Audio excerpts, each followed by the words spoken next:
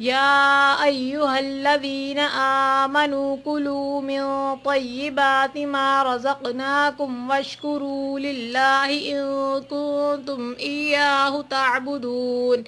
اے ایمان والو، جو پاکیزہ چیزیں ہم نے تمہیں دے رکھی ہیں انہیں کھاؤ پیو اور اللہ تعالیٰ کا شکر ادا کرو اگر تم خاص اسی کی عبادت کرتے ہو۔ انما حرم عليكم الميتة والدم ولحم الخنزير وما أهل به لغير الله فمن اضطر غير باغ ولا عاد فلا إثم عليه إن الله۔ تم پر مردہ اور بہا ہوا خون اور سور کا گوشت اور ہر وہ چیز جس پر اللہ کے سوا دوسروں کا نام پکارا گیا ہو حرام ہے، پھر جو مجبور ہو جائے اور وہ حد سے بڑھنے والا اور زیادتی غفور الرحیم کرنے والا نہ ہو، اس پر ان کے کھانے میں کوئی گناہ نہیں، اللہ تعالیٰ بخشش والا مہربان ہے۔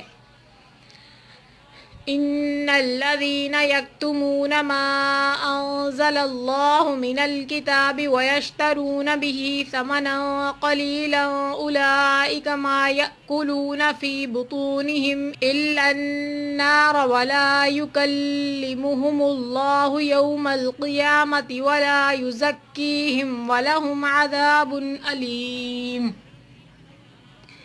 بے شک جو لوگ اللہ تعالیٰ کی اتاری ہوئی کتاب چھپاتے ہیں اور اسے تھوڑی تھوڑی سی قیمت پر بیچتے ہیں، یقین مانو کہ یہ اپنے پیٹ میں آگ بھر رہے ہیں، قیامت کے دن اللہ تعالیٰ ان سے بات بھی نہ کرے گا نہ انہیں پاک کرے گا بلکہ ان کے لیے دردناک عذاب ہے۔ اولئک الذین اشتروا الضلالة بالهدى والعذاب بالمغفرة فما اصبرهم على النار۔